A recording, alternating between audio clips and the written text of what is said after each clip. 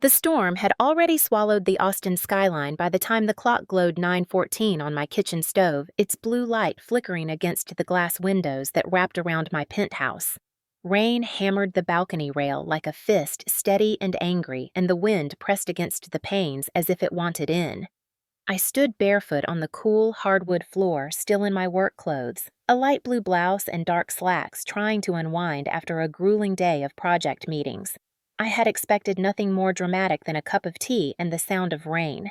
Instead, the elevator chimed, the front door flew open, and the three people who had shaped my entire life, for better or worse, stumbled inside in a cloud of alcohol fumes and misplaced righteousness.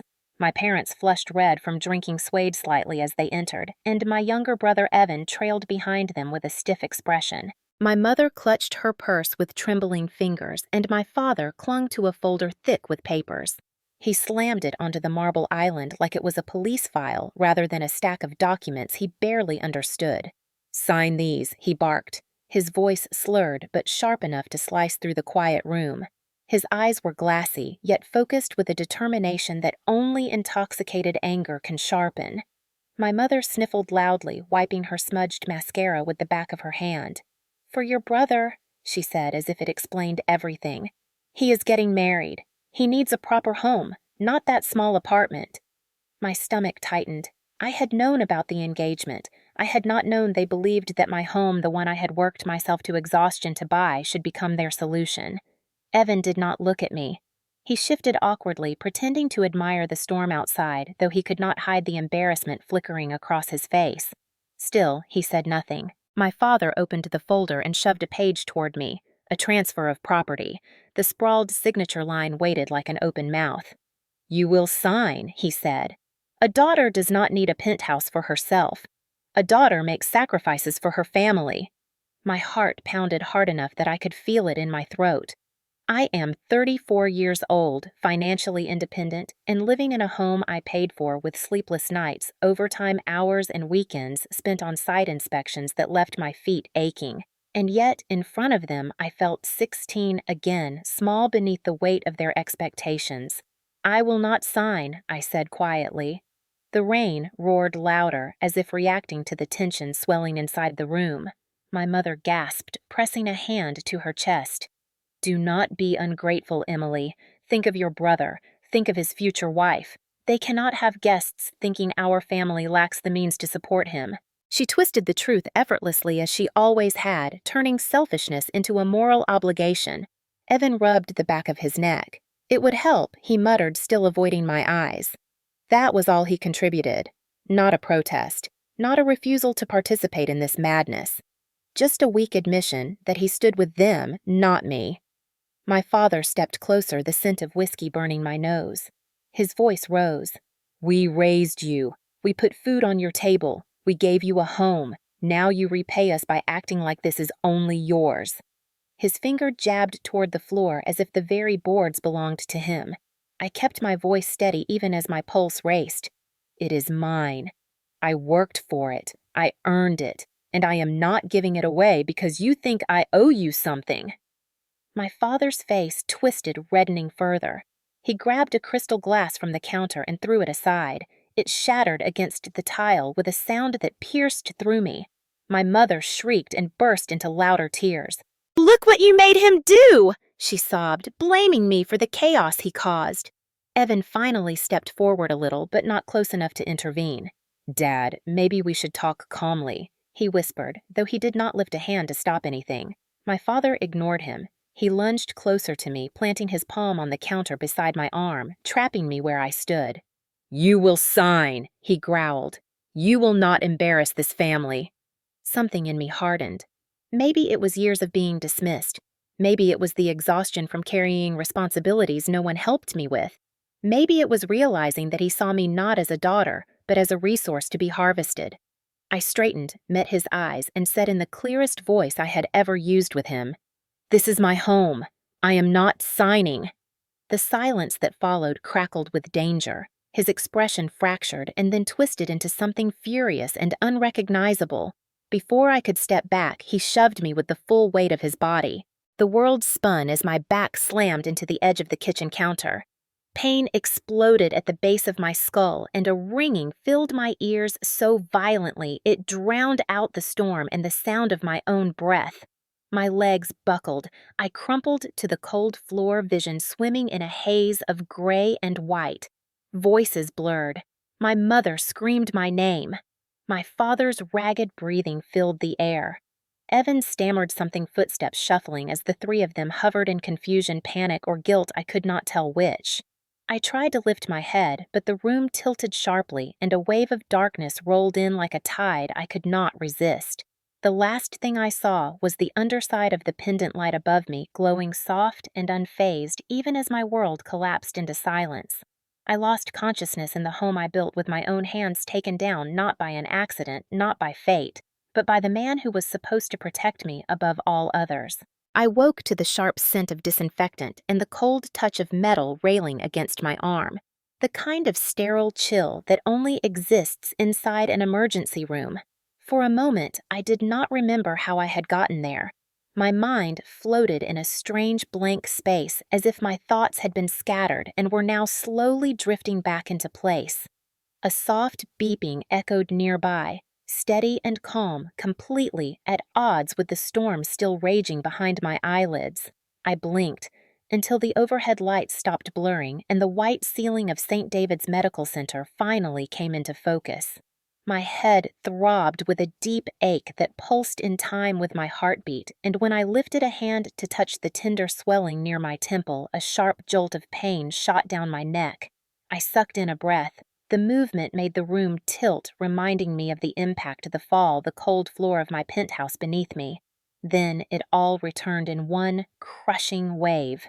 My father shouting, my mother crying, Evan looking anywhere but at me. The shove, the counter slamming into the back of my head, the way the room had dimmed as though someone had turned a dial. I closed my eyes again, not because I wanted to remember, but because I needed a moment to accept that it had actually happened. A familiar voice cut through the cotton in my ears. "Miss Warren, can you hear me?" The doctor, a calm woman with warm brown eyes, leaned over me. "You were brought in last night by emergency responders. Your neighbor on the 22nd floor called after hearing a loud impact and shouting." She paused, studying my face. "Do you remember falling?" I hesitated. The truth was complicated. Did I fall? Yes. Did I slip? No.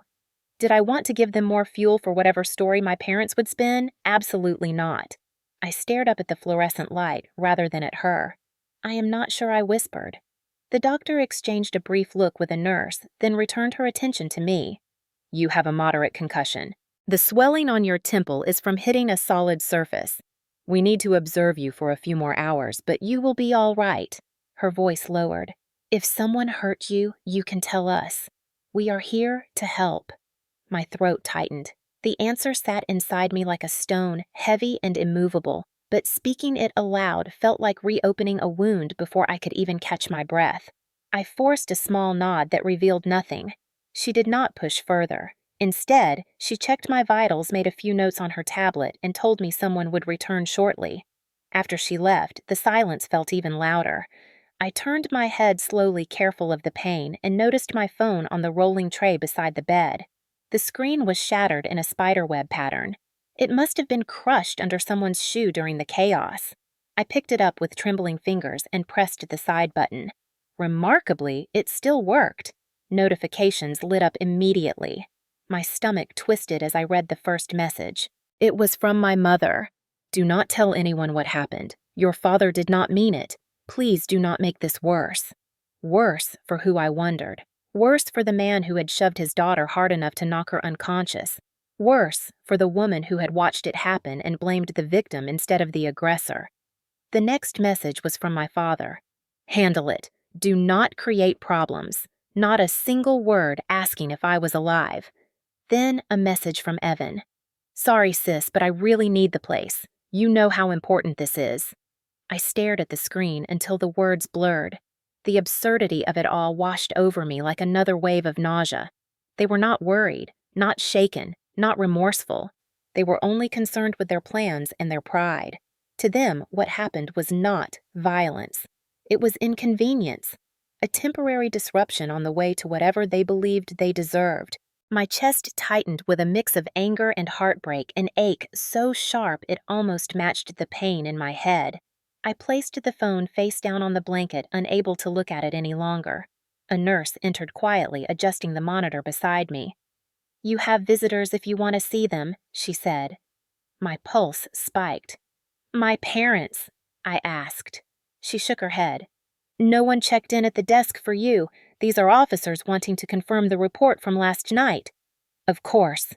The neighbor, the shouting, the crash. Someone had heard it and called for help. I took a slow breath. I was not ready. Not to explain, not to lie, not to unravel everything that had been tightly wound around my life since childhood. "Can they come back later?" I asked. The nurse nodded kindly. "I will let them know." After she left, I realized the truth settling inside me like a chilling certainty. My family had abandoned me in a hospital bed hours after my father had thrown me hard enough to leave me unconscious. They had not followed the ambulance. They had not asked for updates. They had not even pretended to care. The physical pain hurt, but the emotional blow cut deeper. I signed the discharge papers late in the morning once the dizziness eased enough for me to sit up without gripping the rails. The doctor encouraged me to rest, avoid screens, and return if symptoms worsened. She asked again if someone at home would be helping me. I told her no. She gave me a sad look, the kind that suggested she understood more than I had said. By the time I stepped into the sunlight outside the emergency room entrance, the storm had passed, but the air still felt heavy. My head throbbed with each heartbeat, and the world seemed a little dimmer, a little farther away than before. I called for a rideshare since I could not trust myself to drive. As the car pulled away from the hospital, I stared out the window at the streets of Austin glistening with rain. A single thought repeated itself like a pulse. They did not care if I lived. They cared only if I signed. I wrapped my arms around myself as the city blurred past, bracing for the cold truth waiting inside my home. Growing up in our small, worn-down house on the east side of Austin, I learned early that some children are chosen without ever earning it, and some are overlooked no matter how hard they try. My family operated on an unspoken hierarchy where my younger brother Evan stood firmly at the top, shining beneath a spotlight that never seemed to dim while I lived in the shadows outside its glow.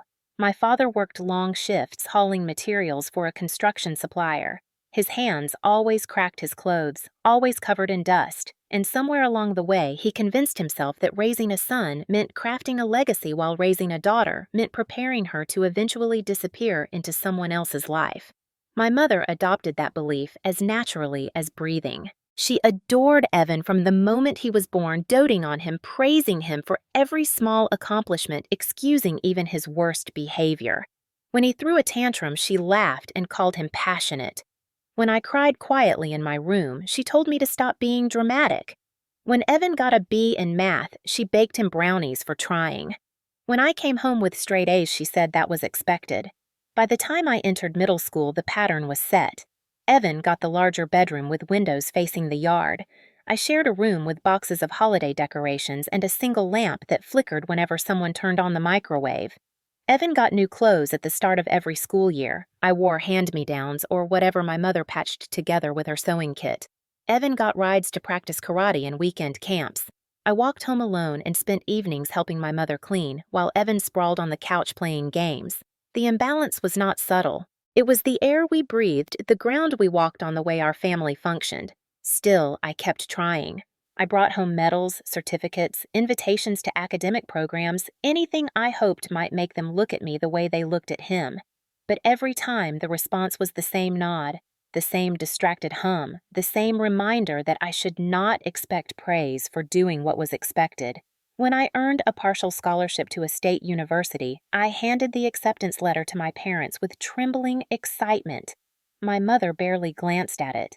"So, you will cover the rest, right?" she asked. "And you will find somewhere cheap to live." As if she had been waiting for me to leave, grateful that someone else would now take over the burden of housing me. She told Evan not to worry about college expenses when his time came because they would take care of him. It was the first time I understood fully that fairness was a language they never intended to speak with me. My father had always come home with a thermos full of coffee and a cooler half full of beer. He started drinking earlier each evening as I grew older, and his temper grew with it. He never hit me when I was young, but he never protected me either, and his voice could cut deeper than any slap. When he wanted quiet, he yelled. When he wanted space, he shoved. When he was angry, he broke things. And whenever he frightened me, my mother scolded me for provoking him, as if it was natural to tiptoe through your own home, as if his rage was something we owed patience and respect. I learned to keep my head down, my voice soft, my emotions buried. My mother often reminded me that Evan needed support because he would carry the family name. She encouraged him to dream big, to follow his passions, to believe the world would bend for him. She told me to be practical, studious, and patient, not because she valued those traits, but because she thought that was the only role available to me. When I turned 17, I took a part-time job at a construction site, cleaning debris and organizing materials. The foreman noticed I understood blueprints faster than most new helpers, and he let me shadow the project manager on weekends. For the first time, someone saw value in me that had nothing to do with what I could give to others. I saved every paycheck. While my friends bought clothes or gadgets, I put money into a jar hidden behind a loose board in my closet. My father mocked me for working. My mother praised Evan for focusing on his grades, even though mine were better. But something inside me grew stronger each time they doubted me. A quiet rebellion, a promise to myself, a belief that the life I wanted would never be handed to me, so I would build it brick by brick, hour by exhausting hour. By the time I graduated, I earned a full scholarship through a program supporting women in engineering fields. My parents barely reacted. They told Evan again that he would never have to worry about tuition. I moved into a cramped dorm with peeling paint and flickering lights, and I felt freer than I ever had at home. During college, I worked night shifts at a diner, weekend shifts at a supply store, and summer internships with construction firms. I studied building codes, project logistics, and contract writing. I learned how to talk to electricians, architects, and inspectors. I kept saving. Every dollar had a purpose. Every sacrifice had meaning. When I finally accepted a full-time position as a project coordinator, I cried in my tiny studio apartment, not because of the job, but because I had proven to myself that my future did not belong to the family that ignored me. Years of hard work and careful saving eventually became a down payment. The day I signed the mortgage for my penthouse, the agent congratulated me with genuine excitement. My parents did not come. My mother sent a short message that said simply nice. My father did not say anything at all. They did not ask to see the place. They did not celebrate my achievement. They barely acknowledged it. But I had done it. I had built a life on my own terms without their approval, without their support, without their belief. And maybe that was the thread of resentment that snapped the night they stormed into my home, demanding I surrender it. Maybe they could not stand the fact that I had stepped out of the shadows they once confined me to and created a world that did not include their control. The idea that my brother needed a grand home to start his married life did not appear out of thin air. It grew slowly fed by pride, fear, and the quiet desperation that had been tightening around my parents for years. Evan had been dating Melissa for almost 3 years, a bright and ambitious woman from a well-established family in West Lake Hills. Her parents owned a chain of dental clinics, her brothers were already successful in their fields, and she carried herself with the easy confidence of someone who had never needed to question her worth. When Evan proposed, I was genuinely happy for him. I attended the engagement dinner, brought a thoughtful gift, and hugged him tightly. But even that night, I noticed the tension in my parents' eyes as they glanced around the upscale restaurant and whispered about the cost of the champagne or the shine of the silverware. It was envy disguised as discomfort, and it seeped into every conversation afterward. Melissa's family lived in a large stone house with sprawling windows and a manicured yard. At gatherings, her relatives spoke about vacations in Europe, high-end renovations, private school alumni events, all with the casual tone of people discussing their grocery lists. My parents tried to keep up, smiling, nodding, pretending they were not counting every dollar in their heads. Pride is a powerful motivator, especially for people who feel they have fallen behind. It was only a matter of time before they latched onto the idea that Evan deserved to stand shoulder to shoulder with Melissa's family, and that the responsibility to elevate him fell not on his own shoulders, but on mine. They began dropping hints months before the incident. My mother commented on the size of my penthouse during Thanksgiving, lingering on the phrase, "more rooms than one person needs." My father grumbled about how unfair it was that a young woman like me had a property he called too good for someone without a family. Evan remained silent, but his silence was never neutral. It was an endorsement, a quiet acceptance of the notion that my success existed for his convenience. I might have brushed it all aside if the truth about my parents' finances had not been hiding beneath the surface. The signs appeared long before I recognized them. My father's truck spent more time in the repair shop than on the road, and every time he cursed about the cost, he followed it with complaints about work hours being cut or contracts being slow. My mother took out a new store card every holiday season, claiming she needed it for discounts, but the bills piled up on the kitchen counter, envelopes stacked higher each month. Sometimes I would visit and notice scratch-off lottery tickets stuffed into drawers or crumpled receipts from the local bar on their coffee table. They insisted everything was fine, but their eyes gave them away. Anxiety lived in every glance they exchanged. One night, Melissa's parents invited my family to a dinner meant to discuss wedding plans. It was held at a sleek, modern restaurant with tall glass walls and soft lighting, the kind of place where you could smell the expense in the air. My parents dressed in their best outfits, but I saw the discomfort etched into their posture the moment they walked through the doors. During dinner, Melissa's mother casually joked that she hoped Evan would not bring his bride home to a place with creaking floors or dusty windows. It was meant as light humor, but my parents' faces stiffened. My mother's forced smile tightened. My father's jaw flexed. Pride is fragile, and theirs cracked a little that evening. Afterward, while waiting for the valet to bring their car, my parents pulled me aside. "Your brother needs stability," my mother whispered. "A real home. Not that cramped apartment he is in now." I nodded, expecting her to suggest helping him find a better rental. Instead, she looked directly into my eyes. "You have a penthouse, plenty of space. You should let him and Melissa start their life there." My breath caught. I thought she was joking. She was not. My father added, "A family should support each other. You do not need something that big. It is too much for one person." Their words were not requests. They were obligations dressed as moral lessons. I refused, gently explaining that my home was not something I could simply hand over and that Evan and Melissa were adults capable of building their own path. My parents exchanged a disappointed look and changed the subject, but that moment planted a seed in their minds. From there, desperation did the rest.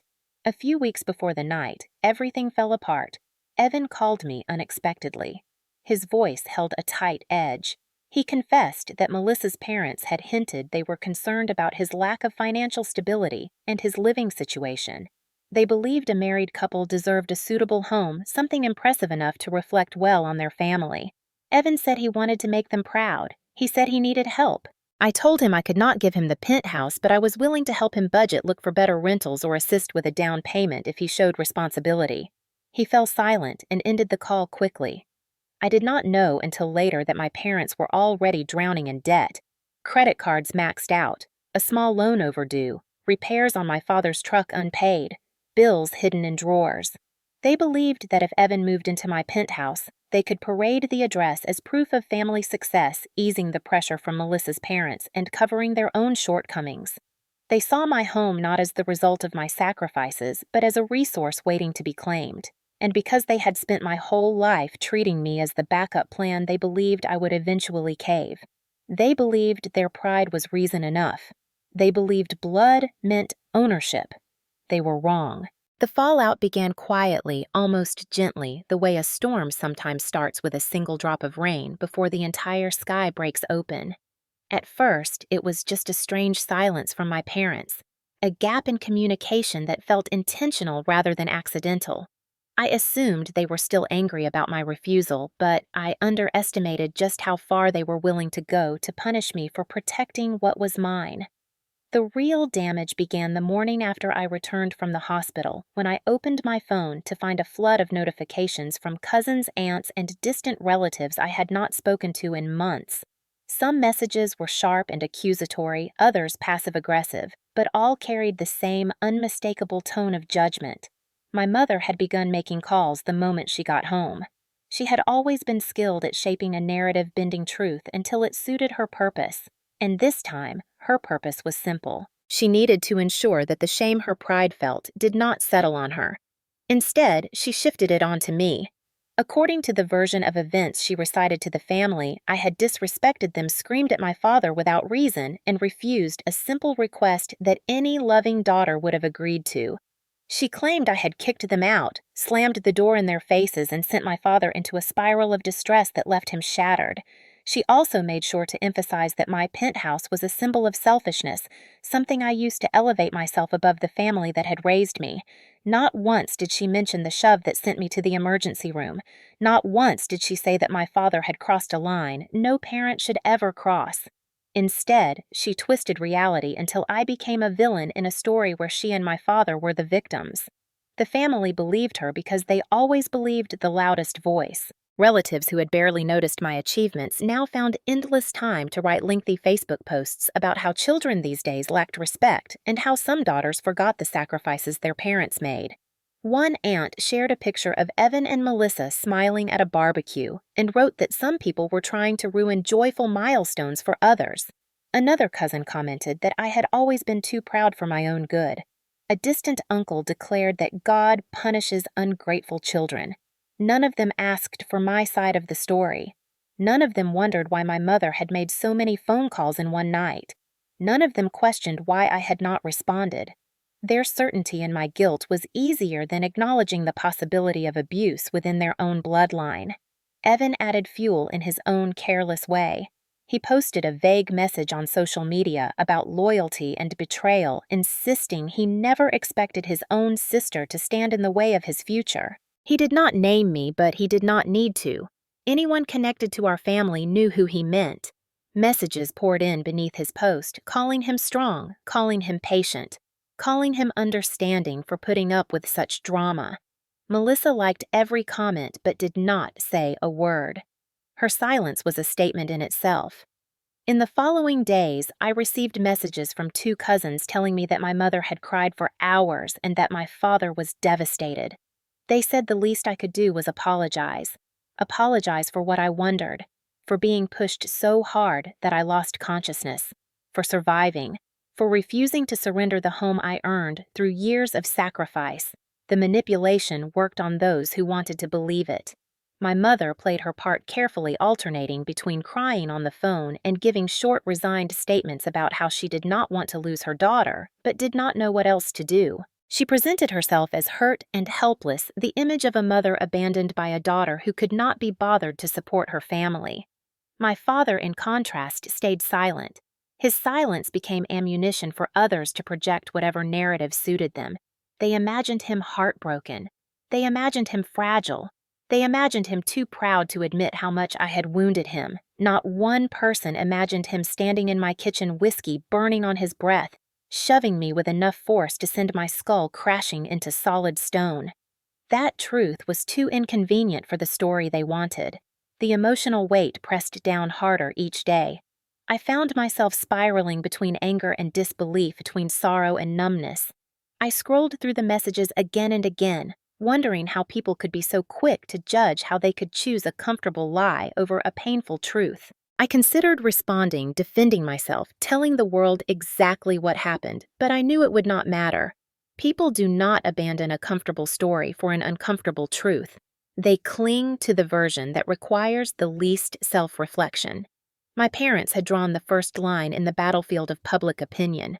They made sure the family saw me not as a daughter who had been hurt, but as an obstacle standing in the way of Evan's happiness and their pride. The loneliness that followed was unlike anything I had felt before. I had long known I was not the chosen child, but now I felt like I had been erased. My parents had rewritten me into a stranger, a threat, a disappointment, someone to be punished, shamed, isolated. And somehow in their distorted view, they believed this punishment would force me to surrender. They believed guilt would bend me. They believed the weight of the family's judgment would bring me to my knees. But as I sat alone in my living room, the lights dimmed and the bruise on my temple throbbing in rhythm with my heartbeat, a different emotion began to rise slowly through the pain. Not fear, not guilt. Clarity. They had miscalculated. They thought they could break me with lies. They did not yet understand that truth was the one weapon they could never take from me. The first legal threat arrived 3 days after the hospital visit, tucked inside a crisp envelope that looked far too formal for the chaos my family had created. It was waiting on my doormat when I opened the door to grab a delivery, its heavy paper and embossed return address standing out like a warning flare. For a moment, I simply stared at it, feeling the same cold, sinking sensation I had felt when I saw my mother's flood of lies on social media. My family had abandoned me in a hospital bed without remorse, but apparently that had only been their opening move.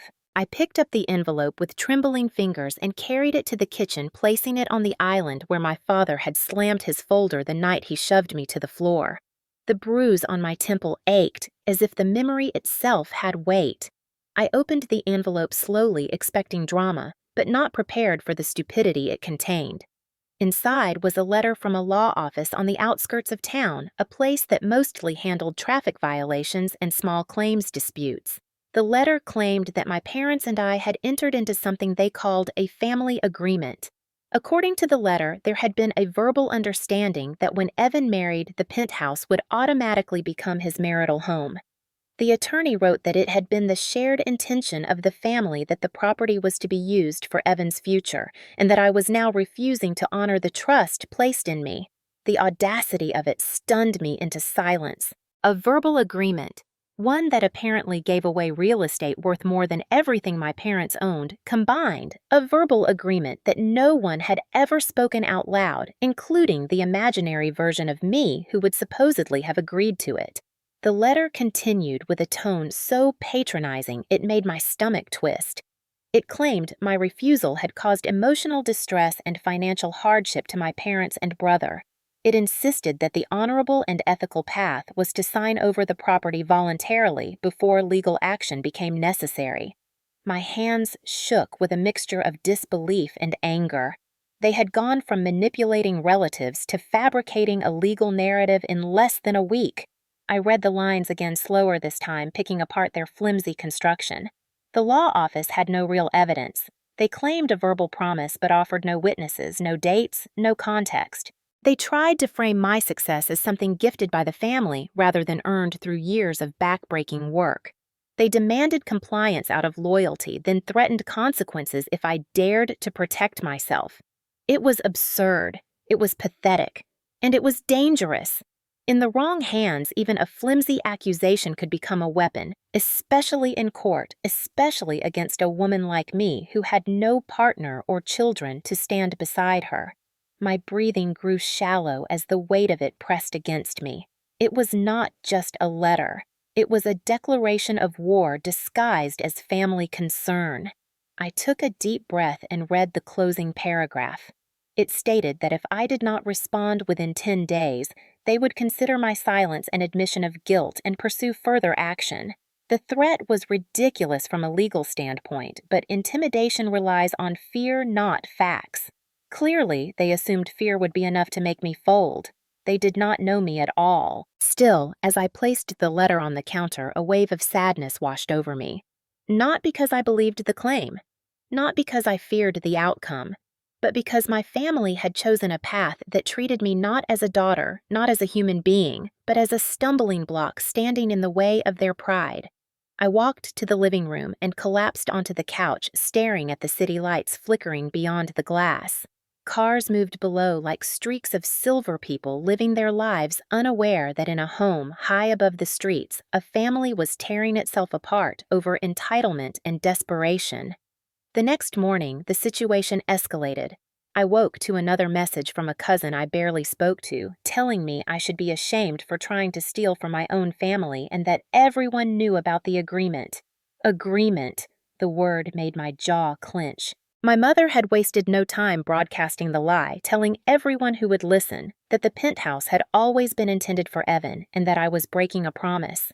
By midday, 3 more relatives had commented on Evan's vague loyalty post, encouraging him to take legal action if necessary.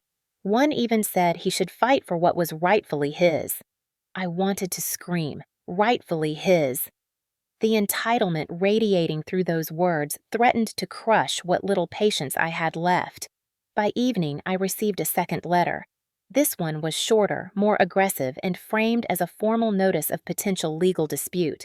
They had doubled down. They wanted me scared. They wanted me cornered. They wanted me compliant. But all they succeeded in doing was waking a part of me I had kept buried for years.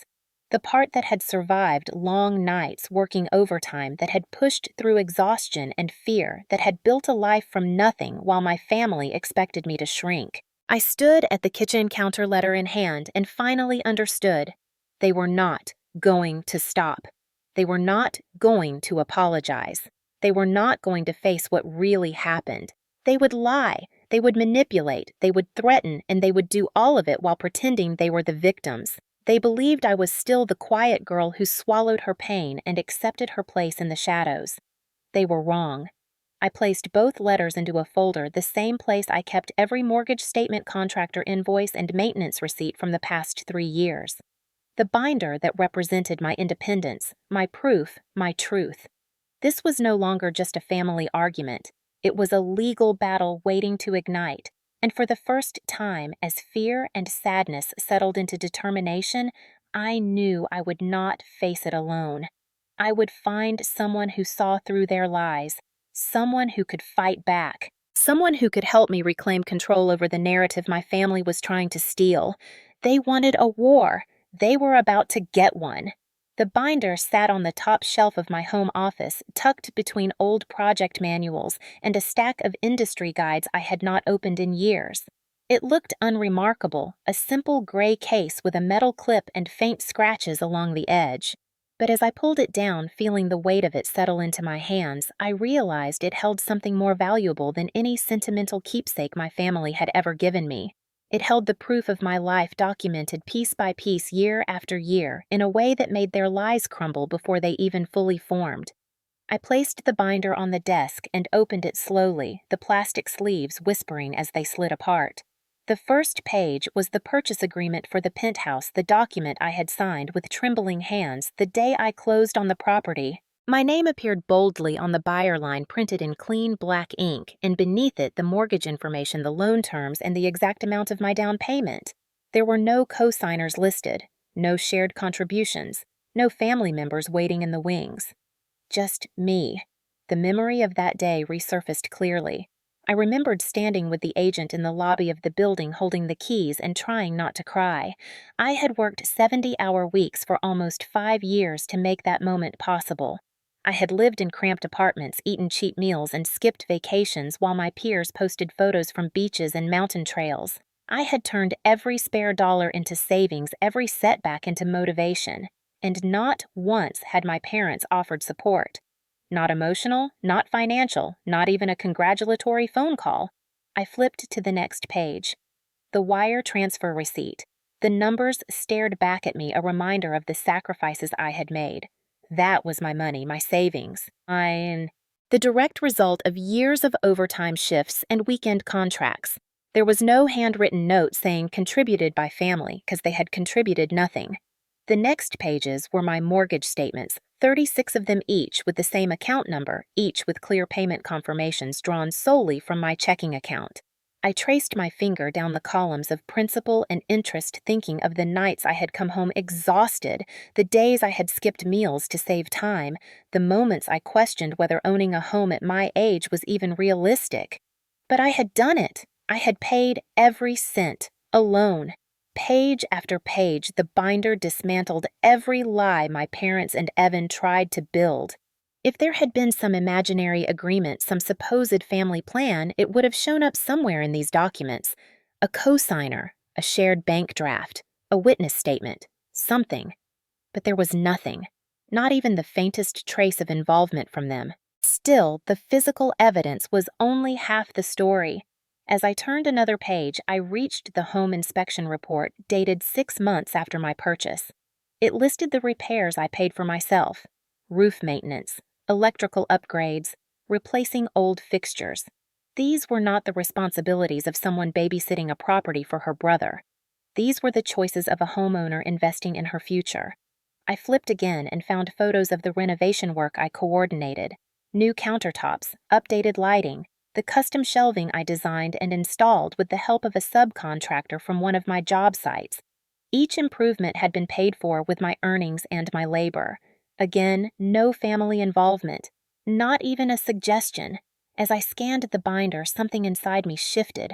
For days I had been drowning in their lies, overwhelmed by the weight of their manipulation. But here in the pages of this binder, reality stood unshaken. My family could rewrite stories, twist conversations, and hide behind false narratives, but they could not rewrite numbers. They could not erase signatures. They could not undo timestamps. Facts were facts, and I had them all. I turned to the last section, the financial assessments and appraisal reports. One document in particular caught my eye, a market valuation completed the previous year when I considered refinancing. It listed the estimated equity I had built, a significant amount, far more than I had realized at the time. My breath caught. I finally understood why Evan and my parents were so desperate. This was not just about pride or gifts or tradition. This was about money. A lot of money. Enough to clear debts. Enough to save reputations. Enough to rescue Evan from the embarrassment of appearing less successful than Melissa's family. I closed the binder and pressed my hands flat on the cover, grounding myself. This was what they did not expect. They had assumed I lived blindly, carelessly, without organizing my life or protecting my work. They thought I would crumble under emotional pressure, that guilt and isolation would break me before logic had a chance to settle. They believed I was still the obedient daughter they had trained to stay quiet. They were wrong. The binder was not just documentation. It was protection. It was strategy. It was a reminder that I had built something powerful and real, something no amount of manipulation could erase. And now it was ammunition. As I stood in my office, listening to the distant hum of the city outside the windows, a calm certainty replaced the anxiety that had plagued me for days. I was not helpless. I was not alone, and I was not the one who should be afraid. I placed the binder gently into my bag. They wanted to turn this into a legal war. Fine. I was ready to fight. Because once the truth was laid out in front of them with the clarity and precision of documented evidence, they would finally realize something they had spent my entire life refusing to see. They underestimated the wrong daughter. The truth about my brother did not arrive in one dramatic revelation. It surfaced slowly, piece by piece, like debris rising in muddy water after a storm. At first, I still held on to the belief that Evan was simply misguided, pushed into desperation by our parents' expectations and the overwhelming pressure of trying to impress Melissa's wealthy family. I wanted to believe he was caught in the middle, unsure how to stand up for himself, unable to confront our parents' manipulation. But the deeper I looked, the more I realized that Evan was not a passive participant. He was an architect in the very foundation of the scheme they were building around me. The first hint appeared when I reviewed my messages and saw how quickly he had shifted into entitlement. He did not ask if I was all right after the hospital incident. He did not check whether I needed help or even acknowledge that our father had crossed a line. Instead, his only concern was the penthouse. His short, careless message echoed in my mind. "Sorry, sis, but I really need the place." As if my home were a tool, as if my injury were an inconvenience, as if everything I had worked for was merely an obstacle standing in the way of his future. I brushed it off at first, thinking he was overwhelmed by wedding plans and family pressure, but the truth revealed itself in a more concrete form when I received a call from a mutual acquaintance named Jordan, someone who had worked with Evan briefly at a small tech support company. Jordan hesitated before speaking, almost apologetic, but finally admitted that Evan had not been employed there for nearly a year. He had been fired for chronic lateness and dishonesty involving submitted reports. According to Jordan, Evan had borrowed money from several coworkers, each time promising to pay it back as soon as he received a project bonus that never existed. The debts piled up until management stepped in. He had quietly disappeared after that, leaving behind unpaid obligations and angry coworkers who no longer believed a single word he said. I ended the call and sat in stunned silence. My parents had proudly told everyone Evan was working at a promising company and climbing the ladder fast. They said he was responsible and hardworking and would soon be promoted. In truth, he had been unemployed for months. He had been living off credit cards, favors, and whatever money my parents managed to scrape together. The deeper I dug, the uglier the story became. I reviewed public court records and discovered Evan had been sued twice in the past 2 years for unpaid personal loans. Nothing severe enough to make headlines, but damaging enough to show a pattern. A pattern my parents had been hiding. A pattern Evan had pretended did not exist. The worst discovery came when I finally confronted Melissa's cousin, someone I barely knew, but who had always been friendlier than the rest of her family. He reluctantly admitted that Melissa had threatened to call off the engagement unless Evan provided proof of financial stability. Her family believed marriage should be a partnership between equals, and they had grown concerned that Evan was hiding things. He told them he had savings and investments and would soon move into a beautiful space. He showed them pictures of my penthouse as if it were already his. My breath caught when I heard that. He had walked through my home, taken photos of my living room, my kitchen, my balcony view, and presented them as his own to impress people he barely knew. My home had become a prop in his lie. The cousin hesitated before revealing the final detail. Evan claimed he had already spoken to me about transferring the property and that I had agreed. That was when everything inside me hardened. The betrayal was no longer abstract. It was deliberate. My brother, the same boy I once helped with homework, the same young man I defended in childhood arguments, the same person I assumed would protect me if our parents ever went too far, had turned my achievements into a shield for his failures. He had used my success to construct a fantasy of competence that fooled Melissa's family long enough to secure their approval. And when that fantasy began to crack, he expected me to fix it. He expected me to sacrifice everything to keep his life from collapsing. It explained so much. The urgency in his voice whenever he hinted about moving into my home. The nervousness at family dinners. The way he avoided eye contact whenever the topic of finances came up.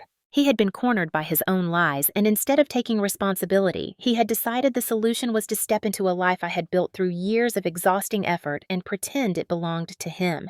The more details I uncovered, the clearer his motivations became. He did not want the penthouse because he admired me. He wanted it because he believed he deserved it, because he believed I had only achieved success because our parents had supported me a lie. He repeated so often he likely believed it himself. Because he believed daughters were temporary, but sons carried legacies. Because he believed he was entitled to the fruits of my labor simply by virtue of being born male and favored, and because he believed I would not fight back. He believed I would fold from guilt. He believed I would crumble under family pressure. He believed I would stay quiet as he stepped into my life and claimed my work as his own. But he never expected the binder. He never expected the truth. And he certainly never expected the version of me who had grown tired of being invisible. I realized something profound that day. Evan was not a victim of our parents. He was their reflection. The entitlement, the manipulation, the belief that my achievements existed for his benefit. He had inherited all of it, and now he was weaponizing it. For years I had seen him as a brother who needed guidance. Now I saw him clearly for the first time. He was not the unchosen sibling. He was the chosen one who believed it gave him ownership over everyone else, especially me. The truth about my parents did not come to me all at once. It unfolded slowly, spreading through my mind like a stain I could no longer scrub away. For most of my life, I believed their favoritism toward Evan came from cultural habit or personal bias, something rooted in old values and traditional thinking. I thought their dismissiveness toward me was just insensitivity, not malice. But the more I examined their actions through the lens of recent events, the clearer their motivations became. They did not just favor Evan. They depended on him emotionally while depending on me financially. They built their lives on a delicate illusion where Evan was the golden son destined to bring pride to the family, while I was the silent worker who filled in the gaps they pretended not to see. And now that illusion was collapsing. The first crack in their facade appeared when I discovered the second mortgage on their home. I had not known about it until I checked property records for something completely unrelated. The record showed they had refinanced just 11 months earlier, taking out a large sum that nearly matched the amount of debt Evan owed. My hands grew cold as I scrolled through the documents. The dates lined up perfectly with the period when Evan lost his job and started spiraling. My parents had been drowning financially for months. They had not asked me for help because asking would mean admitting failure. Instead, they gambled on the illusion that everything would magically resolve itself once Evan married into a wealthier family. They used their home as collateral to buy him time. And when that time ran out, they looked to me. Not for emotional support, not for guidance, not for empathy, but for rescue. When I connected the dots, I felt something inside me fracture.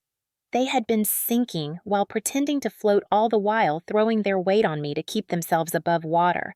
They positioned Evan as the center of their world because he represented potential. They positioned me on the outer ring because I represented utility.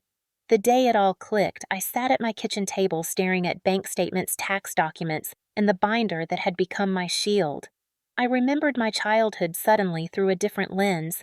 The reason my mother gave Evan new clothes while patching mine was not simply favoritism, it was investment. She saw him as the family's future, the one worth dressing up, the one worth supporting publicly. I was the background labor, the one expected to sacrifice quietly, the one whose success they took credit for while refusing to acknowledge the work behind it. The reason my father snarled at me whenever I questioned something was not frustration but insecurity. He depended on the illusion that he remained the authority in the household, even when I surpassed him in stability, income, and independence. His identity relied on believing he was still the pillar, even though his foundation had cracked years earlier under the weight of financial mistakes he never admitted. I remembered moments that felt small at the time, but now loomed large. My mother asking me to cover a bill because Evan was stressed. My father shrugging when I asked why Evan was never asked to help. Their insistence that everything I earned was a blessing to the family, not to me. Their constant reminders that daughters should be grateful. Their resentment whenever I took pride in my accomplishments. I realized they saw my successes as a family resource, not a personal achievement. They praised Evan for existing. They expected me to compensate for his failures. And now their financial desperation had reached a breaking point. My father's drinking had worsened in the past year. He tried to hide it, but the signs were obvious. Empty bottles in the recycling bin. Unexplained charges on their bank statements. Nights when he slurred his speech on the phone. Afternoons when he snapped over the slightest inconvenience. I once thought he drank because he was stressed from work. Now I saw he drank because reality was slipping away and alcohol made it easier to avoid the truth. My mother was no better. Her emotional manipulation had sharpened over the years into something almost practiced, as though she had trained herself to weaponize guilt with precision. She had mastered crying on cue, sighing at the perfect moment, whispering just enough vulnerability to pull sympathy from anyone who listened. She used her fragility as a mask to hide the entitlement beneath. When the social media attacks began, they were not misguided reactions. They were calculated moves meant to isolate me emotionally before the legal lies arrived. They had been preparing the battlefield long before I realized a war had begun. And the worst part was that they believed wholeheartedly in their own righteousness. They believed Evan deserved my home because he was their son. They believed I owed them because they raised me. They believed I was selfish for protecting what was mine. They believed their financial collapse was something I was obligated to fix. Their sense of entitlement was not a flaw. It was a worldview, a belief system built on years of unequal treatment. A system where Evan's comfort mattered more than my safety. A system where my worth was measured by how much I could sacrifice. I remembered the look in my father's eyes the night he shoved me. It was not surprise. It was not regret. It was fury. Fury that I had dared to say no. Fury that I had broken the unwritten rules. Fury that I had refused to surrender myself for the sake of their pride. And now, as I connected the financial lies with the emotional ones, I understood something painful but necessary. My parents loved the version of me who stayed silent. They never loved the version who stood up. I leaned back in my chair and felt a strange calm settle in my chest. Their desperation explained their actions, but it did not excuse them. Their struggles were real, but their cruelty was intentional. Their pride was fragile, but their choices were deliberate. And for the first time in my life, I saw them not as parents who occasionally hurt me, but as people who believed they had the right to use me. They were not misguided. They were entitled. They were not unaware. They were willing. And now I knew the truth. They were not trying to save Evan's future. They were trying to save themselves.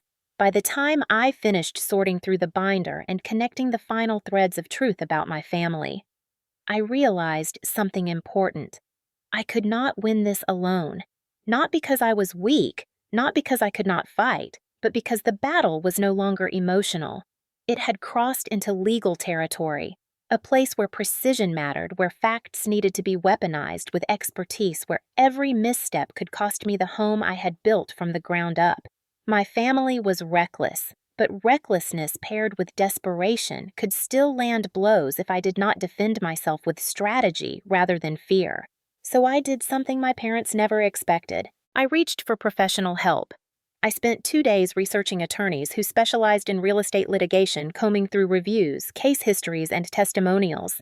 I wanted someone who did not flinch in the face of lies, someone who had seen worse than family manipulation and knew exactly how to dismantle it. That was when I found the name Sandra Kim, former prosecutor, 15 years of experience, a reputation so sharp it almost cut through the screen. Clients described her as relentless in the courtroom, precise in communication, and immune to intimidation. One reviewer wrote that hiring her felt like bringing a tank to a fistfight. I booked a consultation for the next morning. The moment I stepped into her office, I felt the atmosphere shift. The space was clean, but not minimal, decorated with framed case victories and diplomas from top universities. There was no softness meant to soothe. It was a place where problems came to die. Sandra rose from her desk to greet me, her dark hair pulled into a low ponytail, her eyes observant and sharp behind thin-rimmed glasses. She was calm, collected, and radiated the kind of confidence people cannot fake. "Tell me everything," she said as we sat across from each other. And I did. I recounted the shove, the hospital visit, the social attacks, the fabricated family agreement, the legal letters, the financial manipulation, the pressure surrounding Evan's wedding, and the complete disregard for my safety. I showed her the binder piece by piece, sliding each document across the table like ammunition. With every page she read, her expression grew more focused. There was no pity in her eyes, only calculation. When I finished, she leaned back slightly, tapping her pen on the desk in a slow, rhythmic pattern. "They do not have a case," she said plainly. "Not a trace of legitimacy. There is no evidence of a verbal agreement, no mutual understanding, no documentation, no contribution from them. Everything about this is built on intimidation rather than law." Hearing someone say it so clearly made something inside me loosen. For the first time in weeks, I felt my lungs expand fully. But she continued before I could even breathe out. "However," she said, "the danger is in their willingness to escalate. People who believe they are entitled will push boundaries until someone forces them to stop. And that someone is going to be me." Her certainty was startling and comforting. She leaned forward and outlined a plan with the precision of a surgeon. Step 1 was filing for a declaratory judgment. A judge would review the documentation and issue a formal statement declaring me the sole owner of the property. This would preempt their false claims and make it harder for them to pursue legal action. Step 2 was drafting a cease and desist letter addressed to my parents and Evan, warning them to stop making false statements, stop contacting me with demands, and stop spreading misinformation. Step 3 was the part that made my pulse quicken. If they continued, she said, we counter. For abuse of process, for intentional infliction of emotional distress, for attempting to commit fraud by fabricating a family agreement that never existed. Her voice did not waver. "This is not a negotiation. It is a boundary, and boundaries are only effective when enforced." I felt warmth spreading through my chest, the warmth of validation, of finally being seen, of finally being supported. For so long, I had been fighting alone, navigating emotional landmines without allies. Now, someone stood on my side who did not tremble around conflict, who did not excuse my family's behavior as unfortunate misunderstanding. Sandra saw the situation clearly, and she believed me. She asked a few more questions clarifying exact dates and details. Her tone remained steady, never sensationalizing, never dramatizing, simply organizing facts with scientific clarity. When she finally put her pen down, she looked directly at me. "You did nothing wrong," she said. "Do you understand that this is not your burden? This is their dishonesty colliding with your boundaries." That sentence hit me harder than I expected. I had spent years internalizing blame for everything my family twisted. Hearing someone dismantle that narrative felt like stepping into sunlight after living underground. Sandra printed the retainer agreement and slid it across the table. I did not hesitate. I signed. My hand did not shake. She immediately began drafting the documents. The click of her keyboard echoed like the sound of armor being forged. She printed the first draft of the cease and desist letter and handed it to me. The tone was crisp, authoritative, and carried the weight of someone who knew the law well enough to tear down anyone who tried to misuse it. Reading it felt like reclaiming a piece of myself. When we finished, she asked if I felt safe returning home. I hesitated but nodded. She gave me her direct number and instructions for what to do if my family attempted to contact me in person. As I left her office, something inside me shifted profoundly. I was no longer bracing for the next blow. I was standing tall. When the elevator doors closed around me, I realized I was no longer afraid. My family had underestimated me. They had underestimated the law. And most of all, they had underestimated the power of a woman who finally stopped apologizing for choosing herself. The turning point did not arrive with an explosion. It arrived with a quiet certainty, the kind that settles into your bones and tells you there is no going back. 2 days after meeting with Sandra, she finalized the filings for the declaratory judgment and stamped the cease and desist letters with the authority of someone who had fought 1,000 battles just like mine. When she handed me the copies, each page crisp and official, I felt something inside me shift from fear into resolve.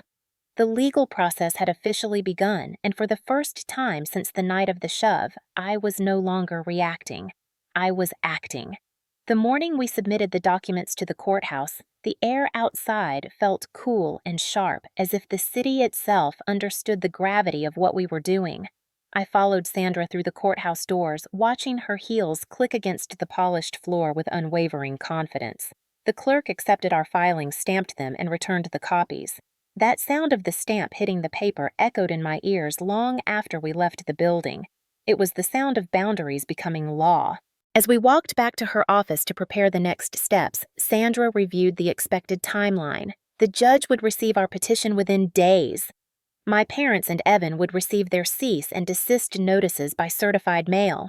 If they chose to respond, it would have to be through legal channels, not drunken visits or manipulative phone calls. For the first time, the playing field was leveled. When I returned home that afternoon, my heart pounded as I approached the elevator. Every time I stepped into my penthouse since the incident, I half expected my family to ambush me with more accusations or emotional attacks. But this time, my fear was met with silence, a peaceful silence, the calm before a different storm. That evening, the first reaction arrived. My phone buzzed with a call from my mother. I let it ring. She tried again. I let it ring again. Then the messages started. Long, frantic paragraphs accusing me of overreacting, of betraying the family, of humiliating them by involving the law. Her hysteria poured through every sentence, but beneath the emotional theatrics, I could hear something new. Fear. Real fear. A fear she had never shown before because she never believed I had the strength to fight her. An hour later, my father called. He did not leave a voicemail, perhaps realizing that anger does not translate well into recorded evidence. When I refused to respond, he sent a short message that read, "You are making a mistake." I stared at it, feeling nothing. Not guilt, not anger, just clarity. The next morning, Evan reached out. Unlike my parents, he started with a thin layer of charm, as if pretending to be reasonable would undo everything.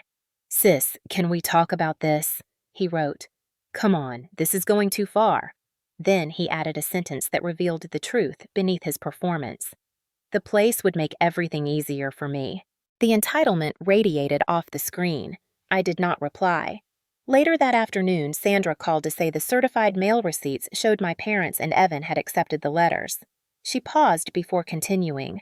"They contacted my office," she said. "They sounded panicked." A small part of me felt vindicated, not because I wanted them to experience fear, but because for once, they were facing consequences instead of hiding behind excuses. Sandra continued. Their attorney requested a discussion, but I informed him that all communication must remain formal until we see whether they intend to comply. They know you are represented now. That sentence warmed me more than it should have. For years, I had defended myself alone in arguments and tears and silence. Now I was not alone. That evening, I sat on my balcony watching the sun dip behind the skyline. The city glowed with soft gold light, and I wrapped a blanket around my shoulders as the breeze rustled the plants near my sliding door. The bruise on my temple had faded to a dull brown, but the memory still pulsed beneath my skin. I thought about how close they had come to taking everything, how easily they had turned violent, how confidently they had lied, how far they were willing to go to protect Evan's image and save themselves from financial ruin. And yet, for the first time, the memory did not suffocate me. It strengthened me. I was still here. The next morning delivered the first real shift. Sandra forwarded me an email from the attorney representing my parents and Evan. It was terse, formal, and clearly written under pressure. They requested a meeting to discuss possible resolution. Sandra responded with equal professionalism, reminding them that my safety and legal rights were the priority and that any discussion would require clear terms and controlled conditions. She then called me, her tone calm but purposeful. "They are crumbling," she said. "People who lie often collapse when confronted with documentation. It forces them to face the truth they have spent years avoiding." I exhaled slowly, feeling something unwind deep inside my chest. Their panic did not erase the pain, but it proved something vital. I had been right to fight. I had been right to protect myself. I had been right to stop being their silent support system. Over the next 2 days, the communication from my family slowed. The accusatory messages stopped. The dramatic calls faded. They were not apologizing, but they were retreating. And beneath that retreat was another truth. This was the moment the power shifted. The same people who had screamed at me, manipulated me, and shoved me into unconsciousness were now forced to face consequences they never imagined. When Sandra called to confirm the date for the settlement conference, I felt a sense of finality settle over me. This was no longer a conflict in the shadows. It was formal, documented, controlled, and most importantly, I was no longer fighting for their approval. I was fighting for my home, for my autonomy, for the version of myself I had spent years becoming. As I stood in the center of my penthouse that evening, the city lights reflecting across the room, I whispered to myself, "This is the turning point." Not because I wanted revenge, not because I wanted them to suffer, but because I finally understood something powerful. I was no longer the daughter they could control. I was no longer the sister they could manipulate. I was a woman reclaiming her life through the truth. The settlement conference took place in a downtown office tower with glass walls that made the entire floor feel like a display case, a place where truth was forced into the open whether anyone liked it or not.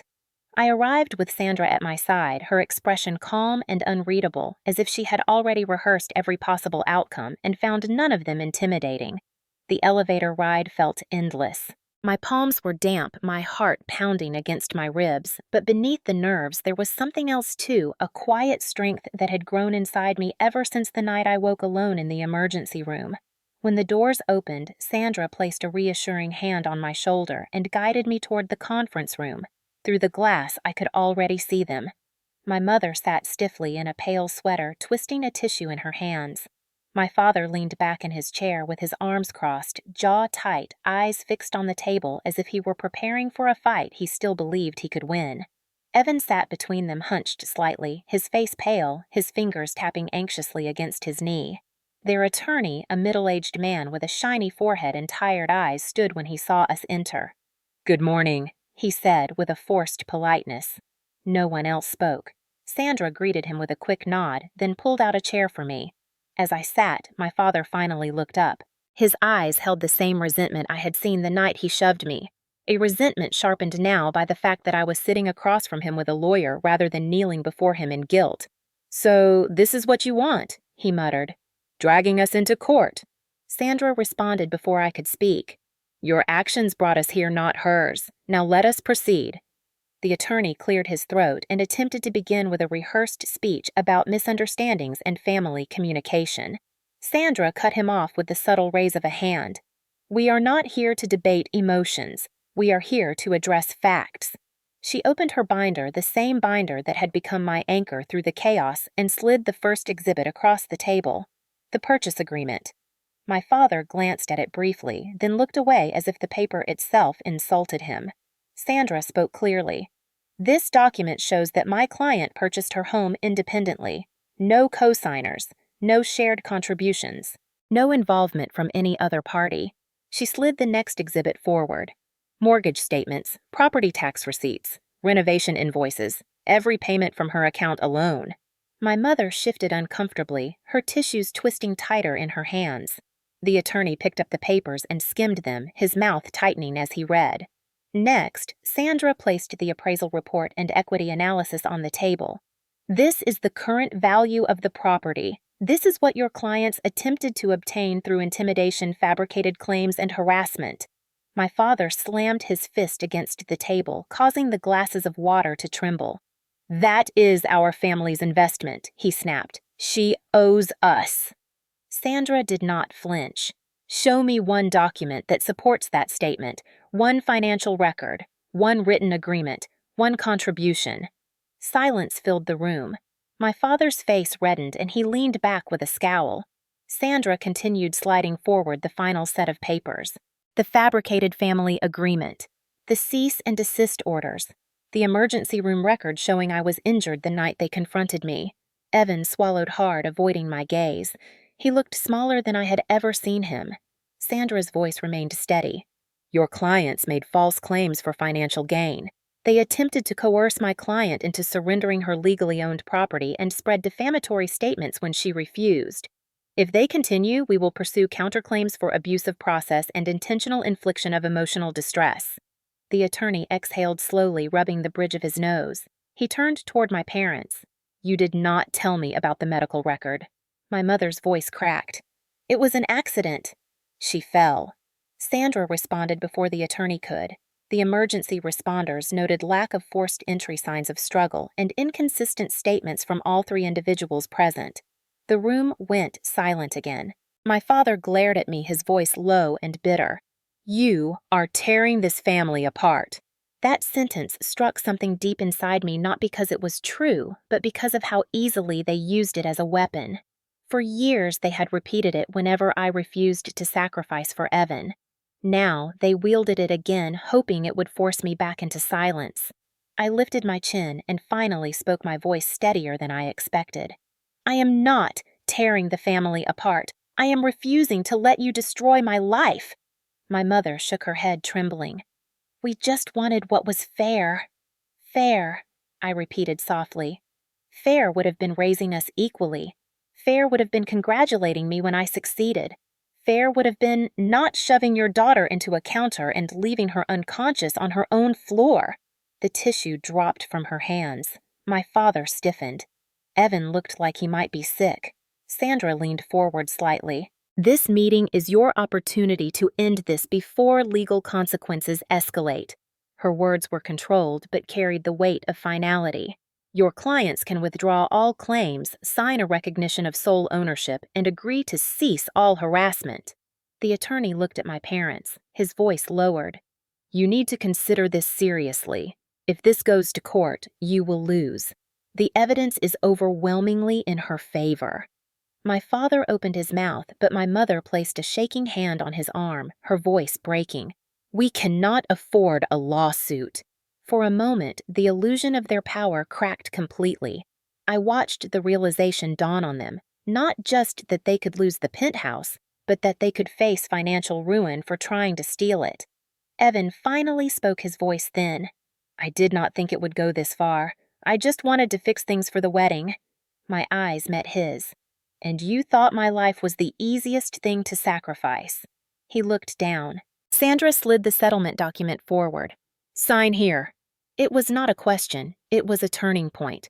My father hesitated, breathing hard, anger radiating off him. But he was trapped. He knew it. He grabbed the pen, signed with a jerking motion, and shoved it toward my mother. She cried silently as she signed. Evan scribbled his name last, unable to look at me. Sandra gathered the documents, her expression calm and resolute. Then she stood. "This matter is now resolved. Any further interference will be met with immediate legal action." As we left the room, I did not look back. I did not need to. The power had shifted, and for the first time in my life, it shifted toward me. The consequences did not arrive in dramatic flashes or fiery confrontations. They came slowly, steadily, like the settling of dust after a collapse, revealing the shape of the wreckage my family had spent years pretending did not exist. The moment the settlement conference ended, my parents lost the power they had exercised over me my entire life. It did not vanish with a shout. It drained out of them silently the way light leaves a broken bulb. And for the first time, they were forced to confront the truth they had avoided for decades. They no longer had control. They no longer had leverage. They no longer had a daughter willing to sacrifice herself for their pride. After Sandra filed the formal withdrawal documents with the court making their surrender official, the fallout began. Word spread quietly through the extended family that the legal battle had gone badly for my parents. Of course, none of them knew the full story. My mother had not shared the details of the shove. My father had not admitted the legal lies. Evan had not confessed that he had planned to move into my penthouse as though it were already his. But they could not hide everything, not anymore. Relatives who once posted dramatic messages online about my supposed disrespect suddenly removed their comments. Others reached out privately asking what had really happened. I ignored them all. Their sudden curiosity was not repentance. It was embarrassment. They wanted to know the truth only because they had backed the wrong side. Meanwhile, my parents began living the consequences of the choices they had made long before the conference took place. The second mortgage they had taken to rescue Evan's lifestyle became a monthly weight they could no longer carry. With no access to my resources, they were forced to reckon with the financial ruin they had spent years denying. My father sold his truck first. It had been his pride, a symbol of the identity he clung to even as age and anger wore him down. Watching it leave the driveway must have felt like watching his last piece of dignity drive away. My mother sold her jewelry next. Not the real pieces, because she did not own many, but the sentimental ones she claimed were precious, even though their value was mostly emotional. She had always placed meaning in appearances, in showing others that we were a family worth admiring. Now she faced the truth she had avoided for too long. Appearances do not pay debts.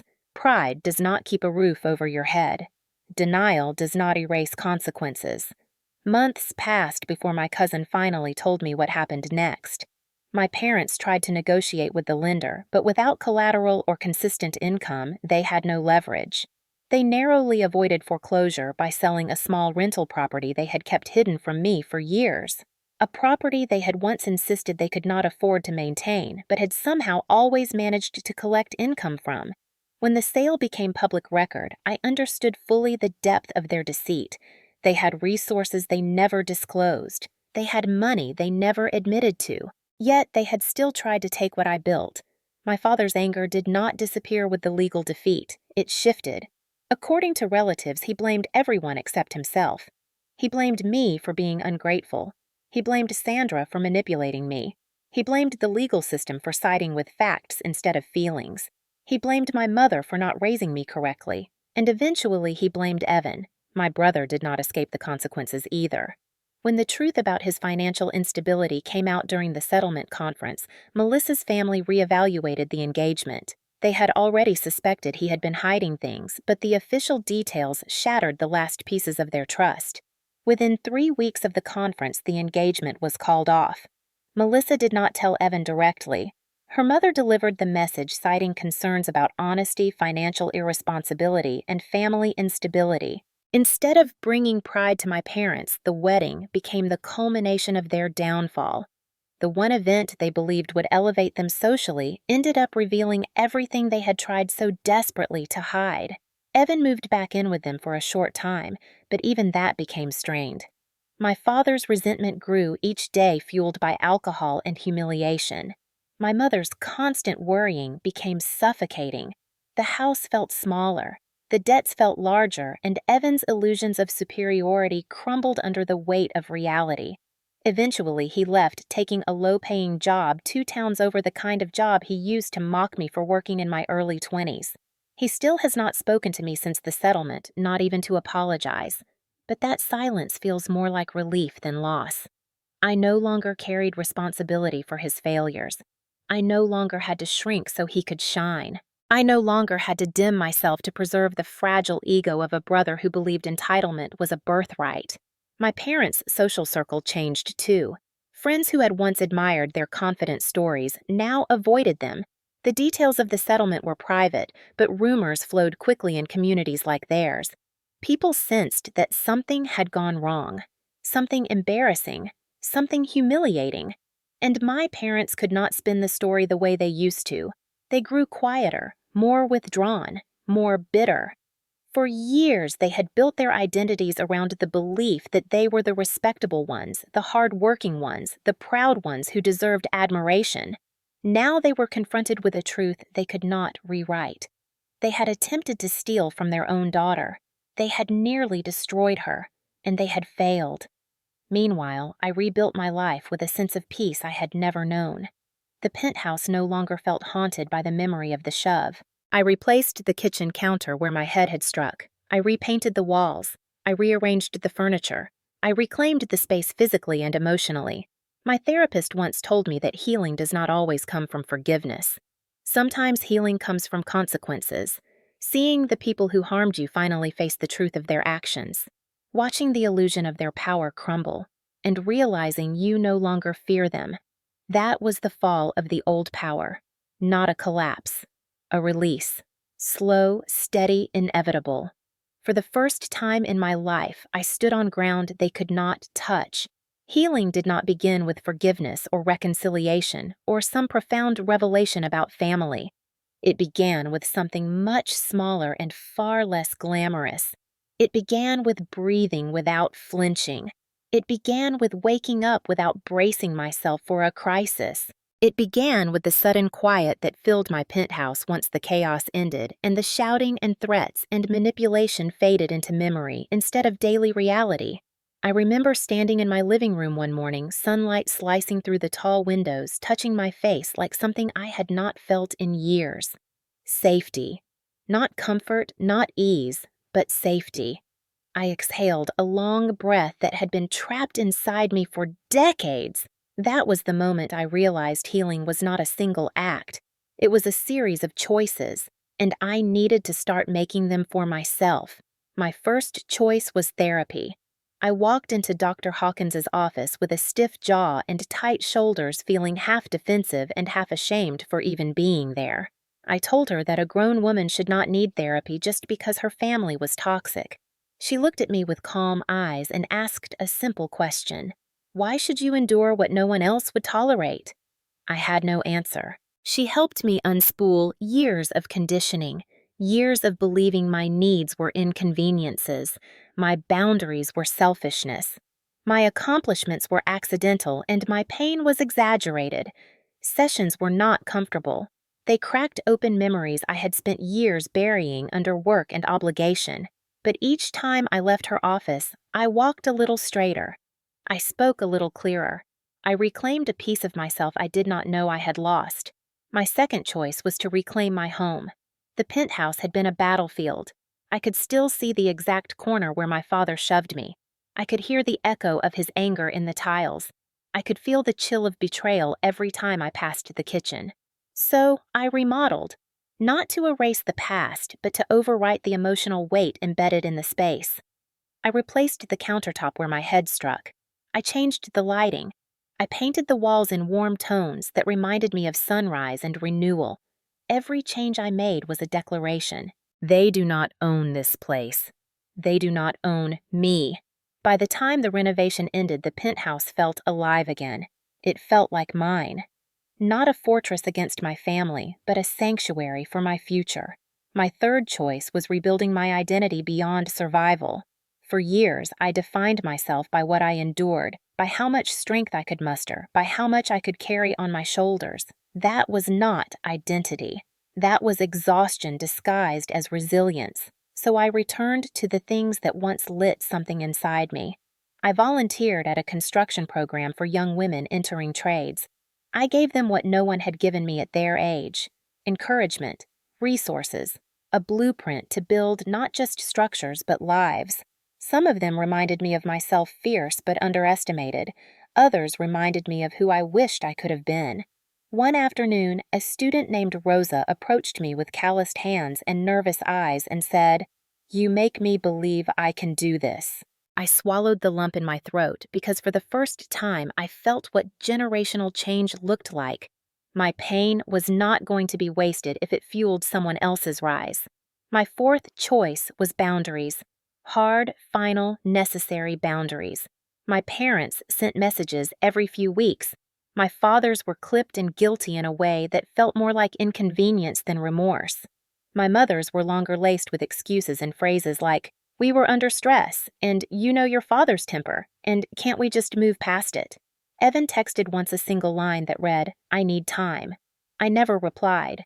I no longer felt responsible for their feelings, their finances, their reputation, or their consequences. Setting boundaries did not mean I hated them. It meant I stopped abandoning myself to save people who never once protected me. My fifth choice was community. I hosted dinners in the Penthouse, small gatherings with people who had stood by me or had shown me genuine respect. We cooked. We laughed. We filled the space with warmth instead of fear. My cousin attended the first dinner and hugged me with the kind of affection that felt unconditional. Sandra came to another gathering, settling easily into the group, her laugh echoing in a way that softened the edges of her usually sharp demeanor.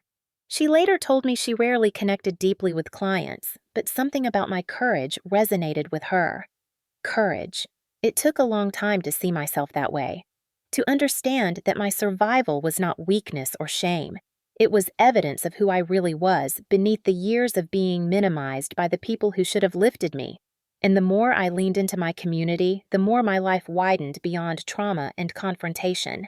My sixth choice was permission. Permission to dream, permission to rest, permission to create a life not defined by what I escaped, but by what I chose to build. I started running again in the mornings, not to outrun stress, but to welcome clarity. I traveled to places I had postponed for years. I learned to cook. I learned to sleep without checking the door twice. And slowly, almost imperceptibly, I became someone new. Or maybe I finally became who I always should have been. Healing is not linear. Some nights, old fears still whisper. Some days, I still flinch at sudden anger. But now, I know how to breathe through it, how to ground myself, how to remember the truth. I survived a family that demanded everything and offered nothing. I walked away from expectations that were never mine to carry. I reclaimed my life. The woman I became is not perfect. She is not unscarred, but she is free, and that freedom is worth every battle it took to earn it. Closure is a strange thing. People imagine it arrives with a dramatic conversation or a heartfelt apology or some cinematic moment where everything finally makes sense. But in my life, closure came quietly, almost unnoticed at first, and then all at once like a door easing shut, followed by a satisfying click. I did not find it in my parents' voices or my brother's regret. I found it in my own decision to stop walking toward people who refused to meet me halfway. After the settlement, the messages from my family slowed from daily to weekly to occasionally. My mother sent long texts filled with emotional pleas and fractured justifications that sounded like apologies until you read them twice. She said things like, "We were desperate," and "You know your father did not mean to hurt you, and families should forgive each other." Sometimes she added photos of old birthdays or holidays as if nostalgia could erase the bruise on my temple or the hollow thud of my skull hitting the counter. My father's texts were shorter, usually no more than a few words. He wrote, "We need to talk," or "Let's fix this," or "I did what I had to." Those last words confirmed everything I needed to know. He still believed forcing me to sign away my home was justified. He believed his pride mattered more than my bodily safety. He believed being a father meant ownership, not responsibility. The final blow was a voicemail he left one Sunday morning. His voice was thick with alcohol slurred around the edges, saying, "If you had just signed the damn papers, none of this would have happened." Not once did he say, "I am sorry." Not once did he acknowledge the shove. Not once did he mention me waking up alone in the ER. That voicemail sealed the door I had been slowly pulling closed. My therapist reminded me that closure is not reconciliation. Closure is accepting that some people will never give you what you deserve and choosing peace over longing anyway. So I made my choice. I stopped replying to messages filled with guilt disguised as affection. I muted group chats that pretended nothing had happened. I stopped reading posts from relatives who only loved the version of me that stayed quiet and compliant. I chose distance. I chose silence. And with every small boundary, the world felt less heavy. My cousin was the first person to notice the shift. She visited one evening with a bottle of sparkling cider and asked if I felt lonely pulling away from so much family. I told her the truth. I had never felt less alone, because loneliness is not the absence of people. It is the absence of safety. And now that my life was full of people who respected me, supported me, believed me, and did not require me to shrink myself to keep them comfortable, loneliness felt like a past life.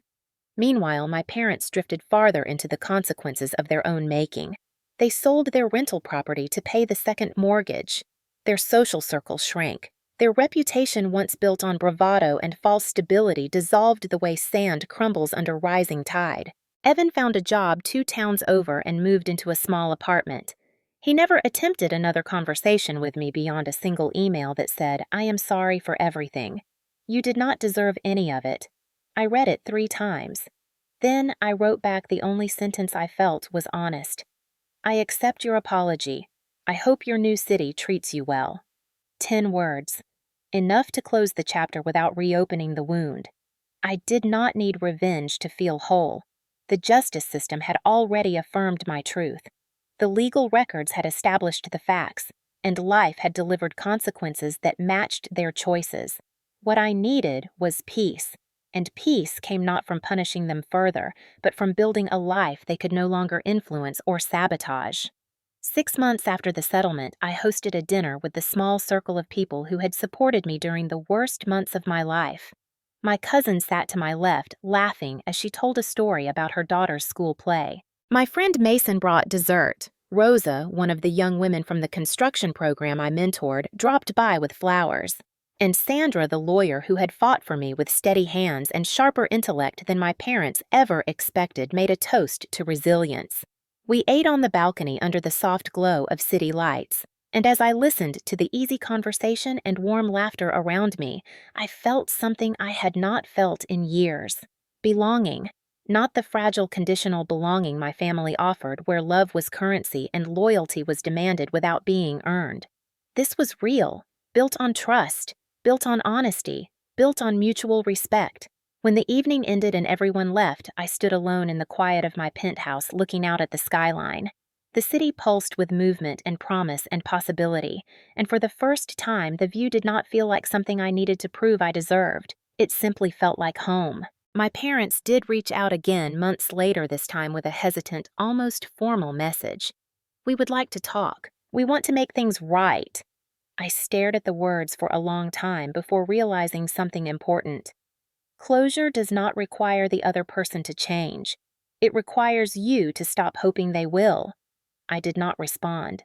I did not block them either. Boundaries are not walls. They are doors you choose not to open. Not now, maybe not ever. I ended my story not with reconciliation, but with clarity. My family's love was conditional. Mine finally was not. And so I offered the same message to my viewers that I whispered to myself the first night I realized I was finally free. Sometimes choosing yourself is not betrayal. Sometimes it is survival. Sometimes it is the first honest act you ever perform. And sometimes it is the only way to build a future worth living in. So I ask you the same question I once asked myself when I stood in this rebuilt home and breathed without fear for the first time. Have you ever had to choose yourself over your family? If you made it to the end of this story, thank you for giving me your time, your attention, and your heart. Stories like this are not just entertainment. They are echoes of real struggles that so many people live through silently, especially those who grew up in families where loyalty was demanded but never returned, where boundaries were treated as disrespect, and where choosing yourself felt like breaking some unspoken law. If any part of this story resonated with your experience, I want you to know this truth. You are not alone, and what happened to you was not your fault. Life does not always give us the family we deserve, but it does give us moments where we can choose a new direction, where we can reclaim our worth, where we can finally say enough and mean it. And sometimes it takes hitting the floor, the ER, or rock bottom emotionally before we realize how strong we truly are. If you have ever walked away from people who refused to treat you with basic respect, if you have ever rebuilt your life piece by piece after being torn down by those who were supposed to protect you, or if you are only now discovering what boundaries even look like, I hope this story reminded you that survival is not weakness. It is courage. It is clarity. It is the beginning of a life that belongs to you and no one else. I would love to hear your voice in the comments. Tell me where you are watching from and what time it is right now. Tell me if you have ever faced something similar. Tell me how you found your strength or how you are still searching for it. Your stories help others feel seen. They remind people who are suffering in silence that healing is possible at any age. If you enjoyed this and want more stories about truth justice, family dynamics, resilience, personal boundaries, and the hard decisions that shape our lives, make sure you hit that like button. It lets the algorithm know that these stories matter and helps them reach someone who might need them tonight. And if you want to join this community of people who are brave enough to confront their past and strong enough to build a better future, tap subscribe and turn on notifications so you never miss a new story. Each video here is crafted with care, emotional depth, and respect for everyone who has lived through the kind of pain no one ever talks about out loud. Thank you for being here, for standing with me, and for choosing your own peace one story at a time. Now I will leave you with one final question, the same one that changed everything for me. When the moment finally comes, will you choose them or will you choose yourself?